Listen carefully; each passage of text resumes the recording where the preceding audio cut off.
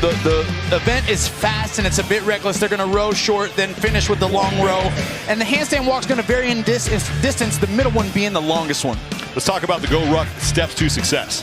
They've got to be reckless on the rower here. They've got to sustain a pace that they're probably a touch uncomfortable with in order to have success. And then they've got to brace and breathe, which means when they get upside down, we're going to see their legs all over the place. They'll be walking fast on their hands, but they got to brace and breathe through their midline. Second of 4 heats, 10 women will be on the competition floor. And in lane 9 is Caroline Prevost. She may be the most decorated athlete in CrossFit. She has 11 national championships in 4 different sports. 2 of those came in ice hockey at the University of Wisconsin. And in November of 2011, she became the 17th player in Wisconsin history to record 100 career points. This woman is an athlete. An amazing athlete, Sean, but finished 15th here last year. And so she's looking to get back to the CrossFit Games. She's hungry. She's got to move up the leaderboard today. We are underway.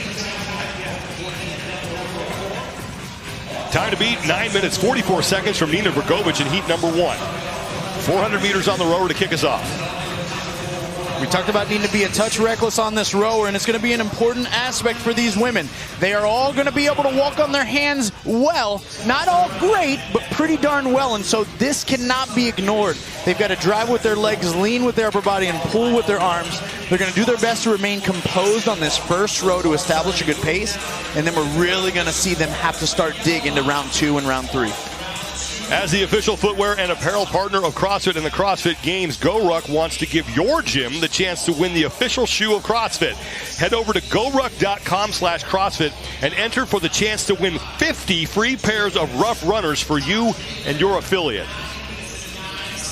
We'll even start to notice the breathing rate and pacing of these women as they start to execute. We'll notice Prevost here driving through her legs really long in her strokes on the rower. That is going to allow her to cover a greater distance or more meters per stroke. Caroline Prevost coming in 28th place overall with 92 points. So she has some work to do here on day 3 to get herself in contention for one of those spots inside the top 11. Only 11 women advancing from the North America East semifinal to the 2024 CrossFit Games. Judges' hands starting to go in the air. Lane 1, that's Ashley Wozni. She is off, and now Caroline Prevost down in lane 9 will be second. And Sean, this ain't a handstand walk by Wozni in the bottom of your screen. That's a handstand run. Wozni can make the turn at the green line, and she wastes no time. All those sections need to be completed unbroken between the yellow lines. If you come down in between a yellow line, you need to retreat to the starting point of that section and redo it. Wozni, no problem getting through that first 96-foot handstand walk. And then in lane 3 is Reese Littlewood. 17 years old, the youngest competitor in the field here in the semifinal. Prevost getting back into the rower to start the 600-meter row, and there is Reese Littlewood. Last year competed in the teenage division of the CrossFit Games. She finished 4th overall in the 16 to 17-year-old division. CrossFit Phoenixville. It's amazing what we're seeing from these young competitors, Sean. And in my heyday, it was amazing. When I was competing, 2015-ish in our space, we'd see someone come into space that was like 21, 22 years old. Now that's the middle of a lot of these competitors' career now. 17 years old on the field with some of the fittest women in the world. It's amazing. Reese Littlewood getting some valuable experience here. 25th overall with 96 points. And Caroline Prevost was one of the first women done with the first 400-meter row. She's now working on her 600 meters. After this, it's the 120-foot handstand walk. Sean, you mentioned all the records that she set as an athlete, her very broad, diverse sport experience. She has got amazing work capacity. And what I mean when I say that specifically is on anything that is a simple skill, something like a row, something like a bike, something like a run, she's going to be one of the top athlete performers in our sport. Now, mixing that, though, with something like the handstand walk we saw, that's where a few other women within this heat were able to chip away at her lead or the strong start that she had. So I'm very curious to see how this plays out. Prevost, when she got upside down, which we'll reference again here in a bit and see how round 2 goes, her feet aren't as far in front of her center of mass in the handstand walk, meaning that she doesn't bend at the legs quite as much as some of these other competitors. And to me, that could be a place that could create more forward momentum and a faster handstand walk for her. Ashley Wozni is your leader, and she is creeping closer to that 600-meter mark as you take a look at her monitor, and she absolutely sprinted on that first handstand walk. And she's moving on the rower, Sean, a 151 pace here. This comparatively to what we saw in our last heat, they were rowing about a 155 to 2-minute split per 500 meters. Wozni is off.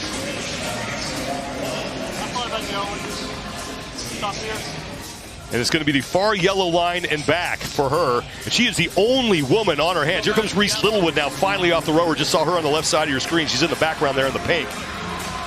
Down in lane 10, sorry, Adrian, McKenna Enslin, and now Carolyn Prevost also on the handstand walk. That's right, and they're going 120 feet total in this particular round. This is the longest walk of the event. Ashley Wozni, another former team competitor at the games in 2022. She was 11th with CrossFit OBA. This is her second individual appearance here at semifinals, and she's blowing the field away here in heat number 2. Time to beat belongs to Nina Bergovich at 9:44 as Reese Littlewood is just about done. And she'll get into the rower for her 800 meters. And then down to lane 10, top of your screen in the long gray pants, that is McKenna Enslin. We talked about what we might see here, legs all over the place, right? It's something, if you come in with a gymnastics background and you're watching this, you're like, oh my goodness, these ugly handstand walks. Folks, we've dialed in a technique that allows us to project ourselves horizontally through space. We're not doing this for points in regards to the way it looks. We want to be most efficient. We're walking for speed. 9:09.44, the official time to beat from Bergovich.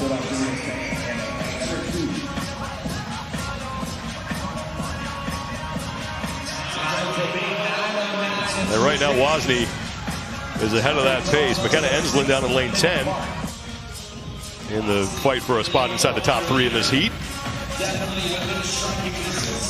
Second appearance here at the semifinals. Her best event finish was 15th in test 4. That came last year.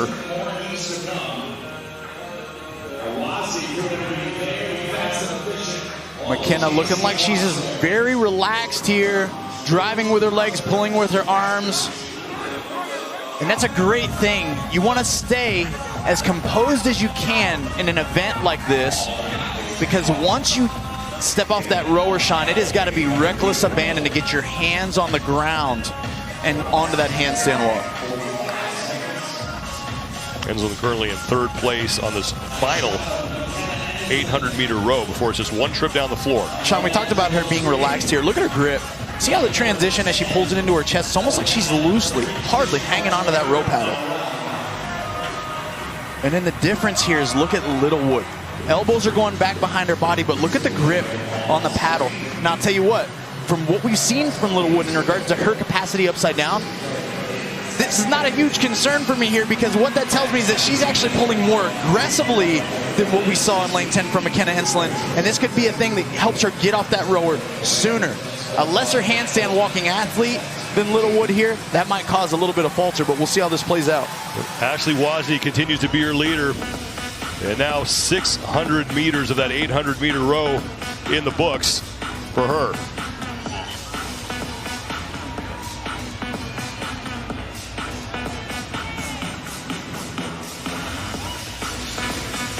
All right, we're taking a look here. We got lane 3 on the left, lane 1 on the right. Oh, Reese Littlewood on the left.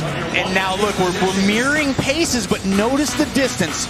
These women are rowing about a 156, 155-ish pace. That's going to be a reflection of how long it will take them to cover per 500 meters. But they got to go 800 on this particular distance, and we've got about a 70-meter difference is what it looked like, due to the athlete being able to sit down on the rower just a touch faster, but they're rowing the exact same pace. Wozni is done, and now she just has to make it to the finish mat. Green line to red line for 72 feet. And we'll see when Littlewood gets off the rower. Carolyn Prevost almost done as well. Wozni, an amazing job keeping her head in a neutral position, Sean. She's almost looking not down at her hands, but almost behind her. This saves her upper shoulders and her traps a tremendous amount of energy. Littlewood and McKenna Enslin are on their handstand walks as Wazzy has inched on the new time to beat 8:46. And now we got a good race for second in the heat. Reese Littlewood in the pink is starting to separate from McKenna Enslin at the top of your screen. Littlewood is going to come in. She'll have the second best time as she rolls to the finish. And now McKenna Enslin is in for third. And Carolyn Prevost looking to be the next woman to finish. One more section to go for her in the upper right-hand part of your screen. That is lane 5. That's Callista Lang as Prevost is done. Callista Lang is in. And now in lane 7, Ellie Hiller has finished up. Caroline Klutz closing out her heat. And now up in lane number 8, Brianna Dunbar. As 3 women are still working. Dunbar is the only one of those 3 on her handstand walk.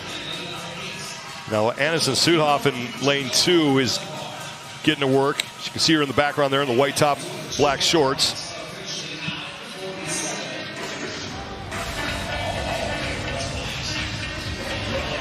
And in lane 6, Mary Helen Saunders just getting off the rower for her final handstand walk.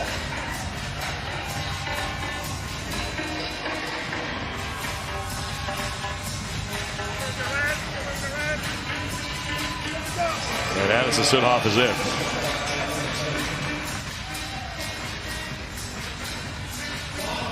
Here comes Mary Helen Saunders.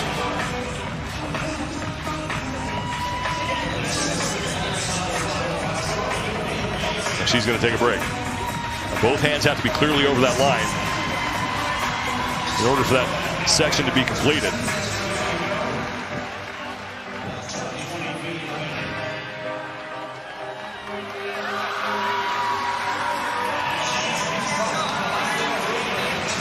And that'll do it for Heat 2. 8:46. Just inside 8:46 for Ashley Wozni. 8:45.93 seconds. Reese Littlewood, the 17-year-old, will finish in second place in the heat as the top 4 times. That's right. The top 3 times coming from this heat as Carolyn Prevost was going to be 5th. And it was Ashley Wozni, early and steady. We said it. She was pretty much running on her hands, Sean, and we're going to see a lot more of that in the heats remaining, but it was Littlewood that even pushed her towards the middle at a young 17 years old, putting on a great display of rowing and handstand walking, but Wozni was able to hold her off, specifically right there in that middle round. She sustained about a 150 to 151 pace, which was extremely impressive. She settled into a slower pace in her latter rounds, and that was to put on a show here on the handstand walk and go unbroken through the finish. 8:45.93.